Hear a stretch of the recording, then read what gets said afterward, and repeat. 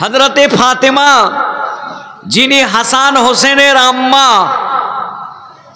হযরতে আলী রাদিয়াল্লাহু আনহুর সহধর্মিণী এবং নবী পাক সাল্লাল্লাহু আলাইহি ওয়াসাল্লামের নয়নের মণি আম্মা জান ফাতেমা রাদিয়াল্লাহু আনহা যখন নবী পাক সাল্লাল্লাহু আলাইহি সাল্লামের বাড়িতে আসতেন, নবীজি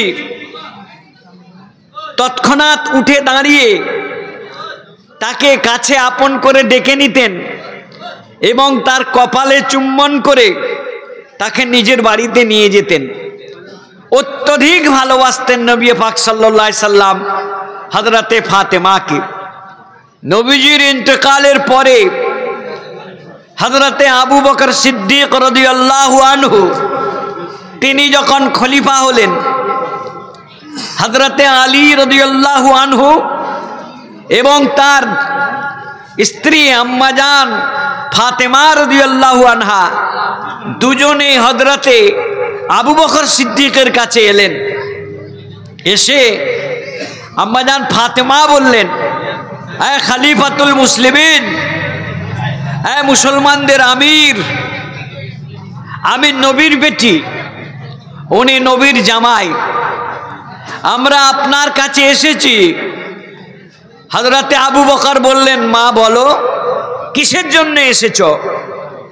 বলল, আমার আব্বাজানের খাইবার যুদ্ধে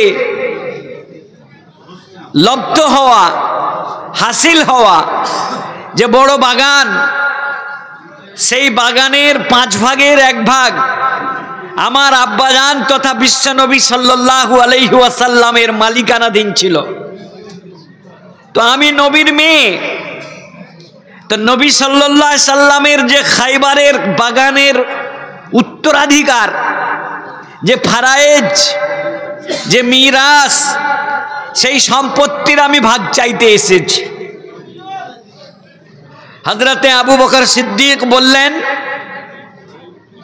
ফাতেমা, তোমার আব্বা জান তথা বিশ্বনবী সাল্লাল্লাহু আলাইহি সাল্লাম এই মেম্বারে বসে, এই মদিনার মসজিদে এই মেম্বারে বসে সাহাবাদের সামনে ঘোষণা করলেন,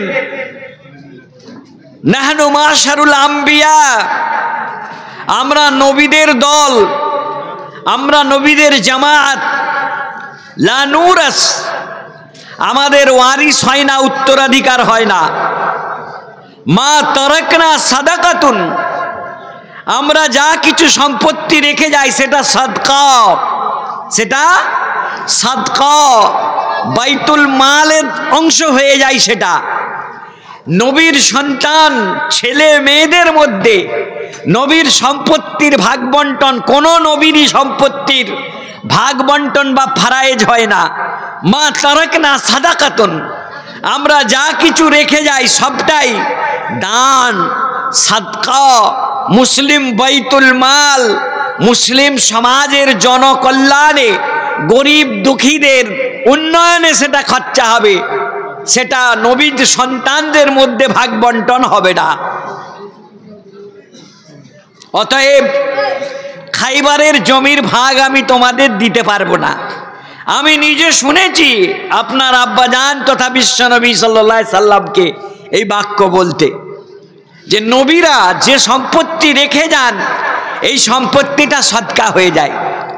আর নবীর বংশ তথা পুরো কুরাইশ বংশের জন্যে, সবিয়ত বংশের জন্যে সাদকার মাল খাওয়া নাজায়েজ এবং হারাম।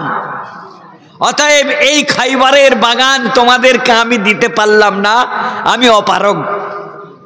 আমার ইচ্ছা থাকলেও আমি শরীয়তের কারণে আমি তোমাদের দিতে পারবো না। হযরতে ফাতেমাতুজ জোহরা রাদিয়াল্লাহু আনহা ফিরে গেলেন ভগ্ন হৃদয়ে, মন খারাপ নিয়ে। কিন্তু সারা বিশ্বের কাছে নবী পাক সাল্লাল্লাহু আলাইহি সাল্লাম একটা শিক্ষা রেখে গেলেন, যে নবীরা তার সন্তানদের জন্য কোনো সম্পত্তি রেখে যান না।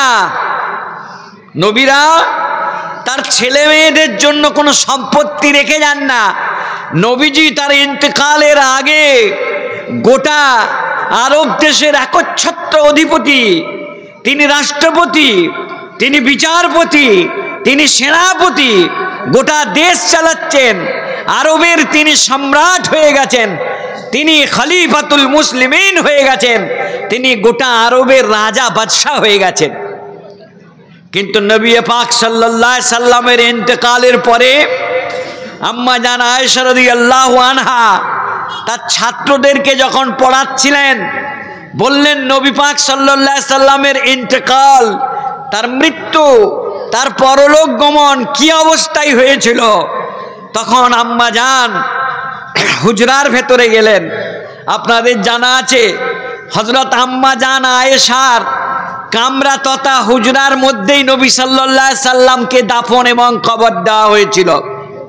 জি, এবং ওই কামরার ভেতরেই যতটুকু জায়গা ছিল, নবী সাল্লাল্লাহু আলাইহি সাল্লামের পাশের জায়গাতে নবীজির সবচেয়ে প্রিয় পাত্র আফজালুল বাশারে বাদাল আম্বিয়া বিত্তাকিক, গ্যারান্টি এবং দায়িত্ব সহকারে নবীদের পরে সমগ্র মানব জাতির শ্রেষ্ঠ মানুষ হলেন হযরতে আবু বকর সিদ্দিক রাদিয়াল্লাহু আনহু। এইখানটাতেই শিয়া বন্ধুদের সঙ্গে আমাদের আকীদার পার্থক্য হয়ে গেছে। ওনারা বলেন যে নবী সাল্লাল্লাহু আলাইহি সাল্লামের পরেই সবচেয়ে সেরা মানুষ হলেন সাইয়্যিদানা হযরতে আলী কাররামাল্লাহু ওয়াজহাহু।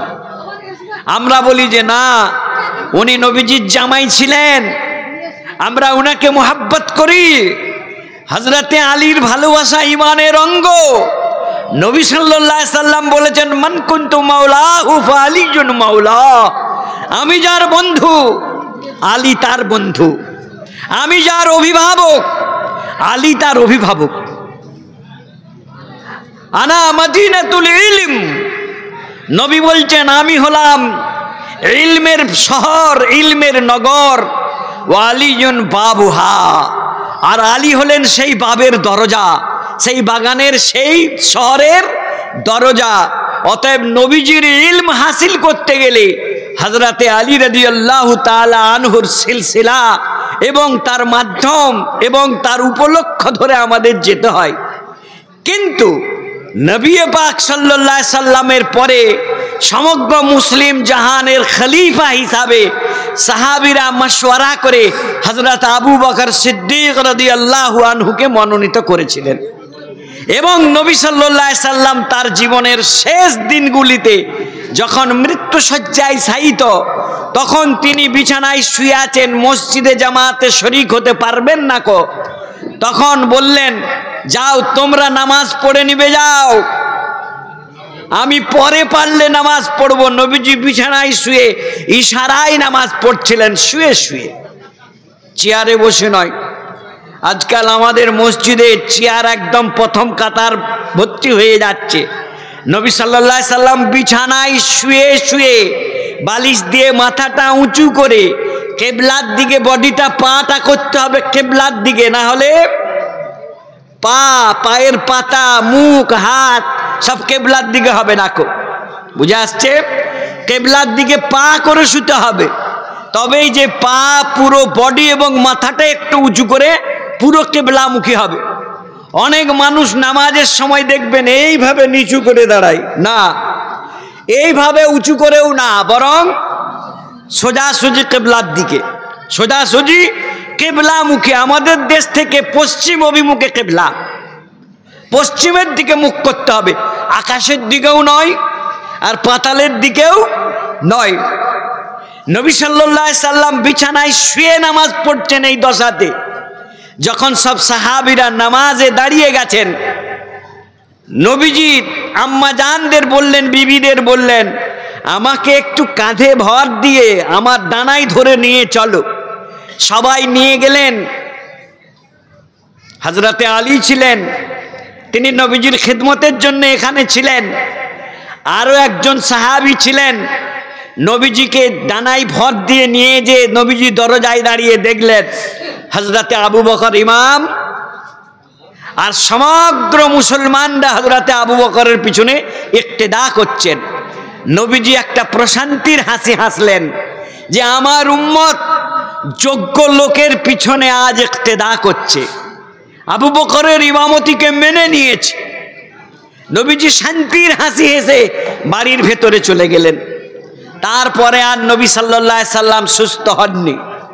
তো হযরতে আবু বকর নবীজির ইন্তেকালের পরে আম্মা জান আয়েশার হুজরাতে, তার কক্ষেই নবীজিরা, পৃথিবীর সকল নবী যেখানেই তাদের মৌত হয়, যেখানেই তাদের ইন্তেকাল হয়, সেখানেই তাদের দাফন হয়। আমাদের সমাজের এক শ্রেণীর অন্ধভক্ত আছে,